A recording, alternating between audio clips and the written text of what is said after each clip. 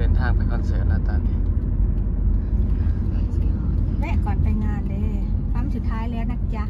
28 นาทีพี่น้องปานอาจจะว่าปั๊มสุดท้ายก่อนถึงมหาอำนาจได้พี่น้องแม่ปั้มนี่พี่น้องเมืองอำนาจเจริญอำนาจเจริญอำนาจเจริญ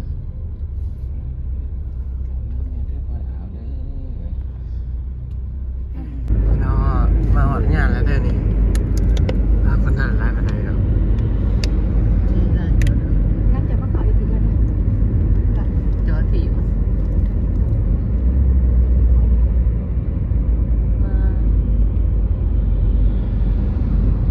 นี่บอกว่าให้จอดมาเรียงกว่า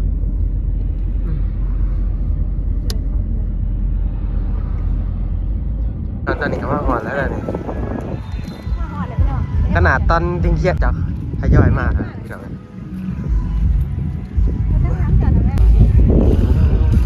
ใหญ่ครับพี่น้องเอ้ยปานนั่นก็มาครั้งแรกได้เนี่ยคอนเสิร์ตใหญ่คักอาลีเนี่ยเลือกมาต้นน่ะก็ยังบ่ใหญ่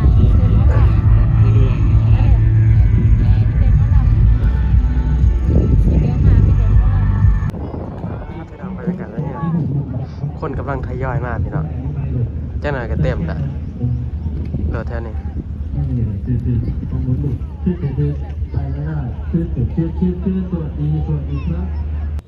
อันนี้ก็คือป้ายชื่อนักห้องพี่น้อง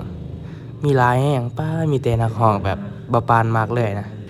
มีแต่นักห้องดังเบอร์ตัวตนของเมืองไทยนะพี่น้องเลยพี่น้องตอนนี้ก็ไล่ไปเขาคอนเสิร์ตนั่นมาตังไปนางพี่น้องคอนเสิร์ตกำลังเปิดพี่น้องตอนนี้เขาปอดข้างในที่จะได้เลยให้กดกวางเลย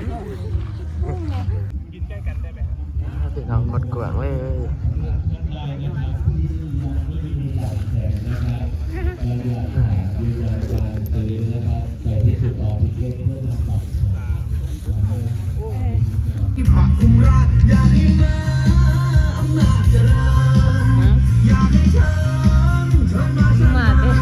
มาแต่บ้านนี้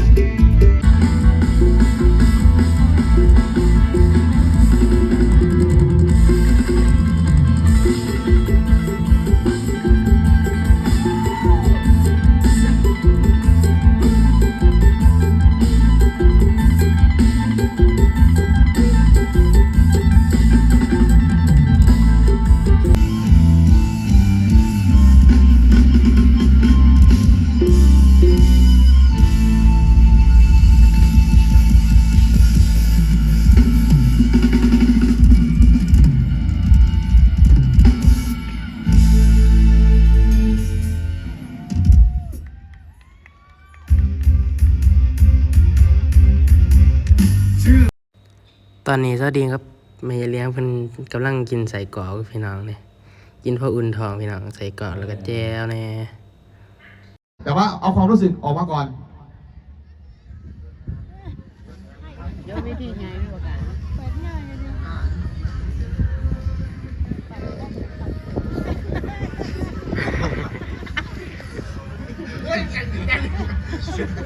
ก็ถามเร็วก็ถาม ลูกไปเหรอเฮ้ย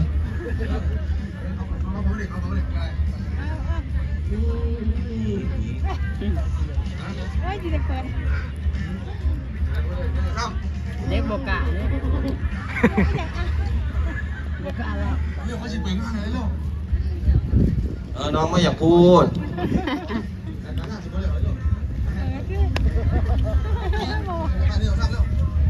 เอา1 2 3เปิดงานแน่ เปิดงาน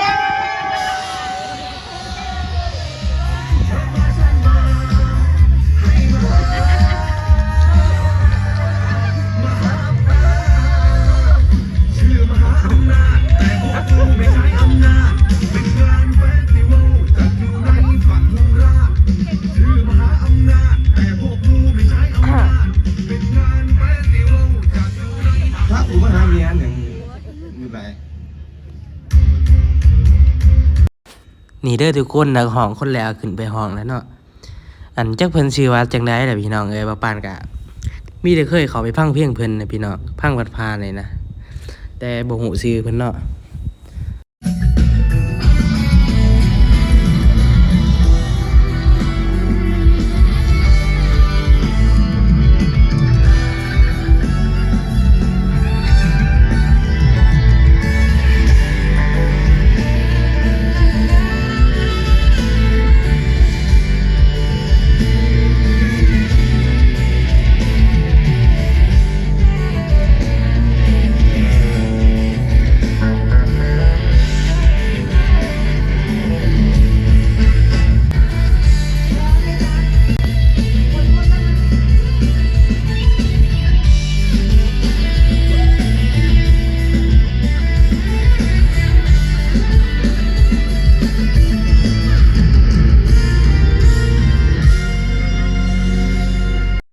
นี่เด้อทุกคนอันนี้ก็คือเอ่ยปางทิพย์พี่น้องเสียงโคตรดีพี่น้องเอ้ยเสียดายพี่น้องว่าปานให้พังเสียงสดบ่ได้เนาะเสียงห้องบ่ได้พี่น้องยันติดลิขสิทธิ์บ่ปานก็เคยพังแต่ในมือถือพี่น้องได้มาเบิ่งตัวจริงแล้วป้าเสียงโคตรอันนี้เลยพี่น้อง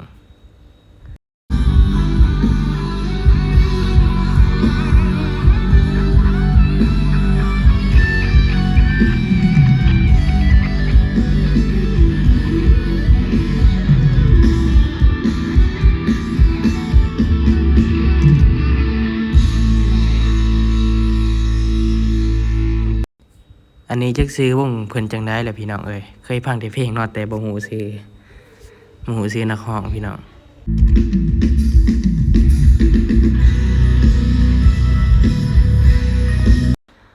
มาแล้วพี่น้องไอ้นุกดาดลได้เนาะตัวจริงโคตรรอเลยพี่น้องเคยฟังแต่ในโทรศัพท์เพลงเพิ่นนะพี่น้องเอ้ยไอ้นุกดาดลกับปายพี่น้องกับเอื้อยปาย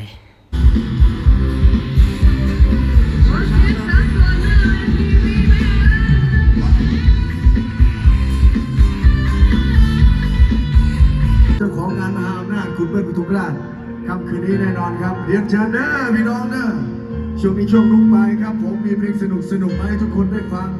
ใครร้องได้ก็ร้องตามให้ดังที่สุดนะฮะส่วนใครร้องไม่ได้ก็โยกย้ายไปกับพวกเรานะครับผมทุกคนครับเสียงดังให้กับพวกเราสัก1 รอบหน่อยได้ไหมจ๊ะโอ้นานมากเลยของจริงของแท้ของจริง โอ้โหขนาดแดดร้อนใจยังสู้เลยนะเนี่ย ตัดมาทีอันวงพีอิฟเลยพีอิฟเลยพี่น้องจักสิเพิ่นว่าจังได๋ล่ะว่าพี่ก็ขอโทษขออภัยนำเลยพี่น้องเด้อบ่ปานบ่ฮู้ชื่อปานใดเนาะตอนนี้คนกำลังเริ่มเข้ามาเบิ่งไลฟ์แล้วพี่น้องเอ้ยทั้งแดดทั้งร้อนพี่น้องเอ้ยมื้อนี้นะ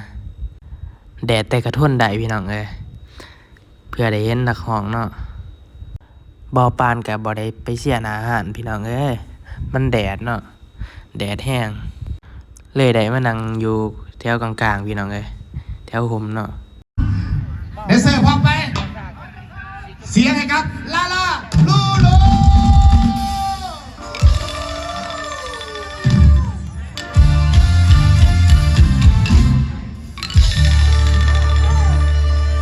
เ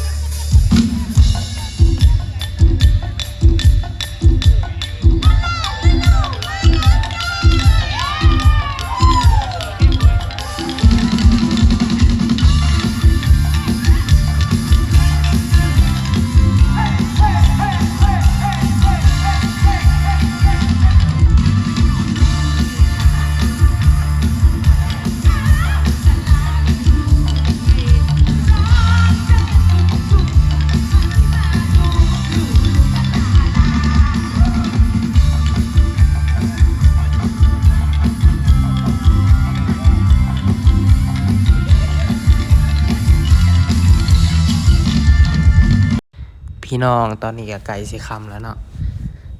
คนต่อไปก็คือไอแมนพี่น้องไอแมนที่ห้องเพลงอันปลายผ่าพี่น้องกับไอเบิร์นปทุมราชเนาะมาทรงจะไหวสำนีละพี่น้องไงปลายผ้า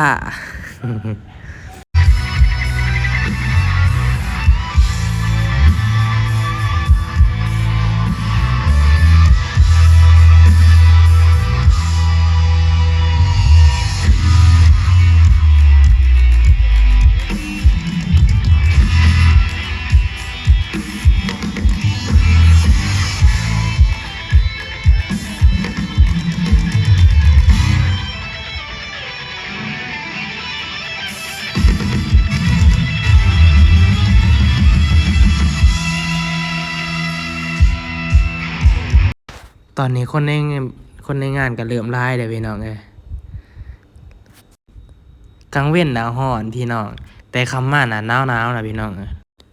ขนาดบ่ปานใส่เสียแค่นยาวเลยพี่น้องเอ้ยยังเอาบ่อยู่เนาะยังหนาวคือเก่า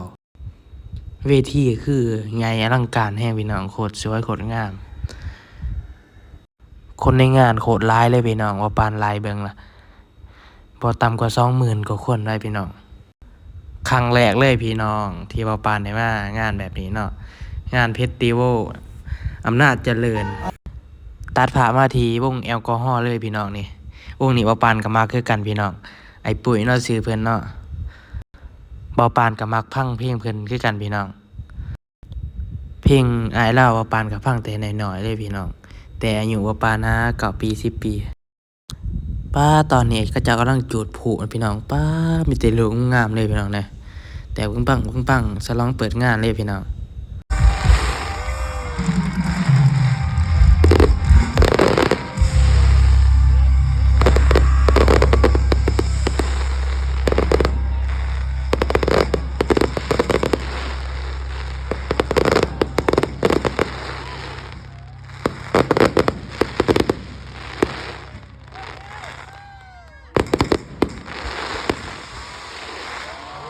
เที่ยวหมดแล้วพวกกูพรุ่งนี้สักมึงพิงไปฟิลิปปินส์หน่อยก็ได้มึงจะไปเยอะบัตรฟรีก็เยอะอยู่เนี่ย ไอเบิ้ลพี่น้องไอเบิ้ลปทุมราชมาแล้วบ่ปานกระถาฟังเพลงเพื่อนนี่แหละพี่น้องเอ้ยฟังแต่น้อยๆคือกันเพลงเพื่อนกะบ่ว่าสิเป็นเพลงเฮ็ดทุกวิธีทางอ้ายมีเหตุผลกอดครั้งสุดท้ายพี่น้องความในใจเนาะบ่ปานก็ฟังแต่น้อยๆพู้แล้วก็เพลงเพชรก็หายลายก็เหี่ยพี่น้องป้าโคตรมักเลยพี่น้อง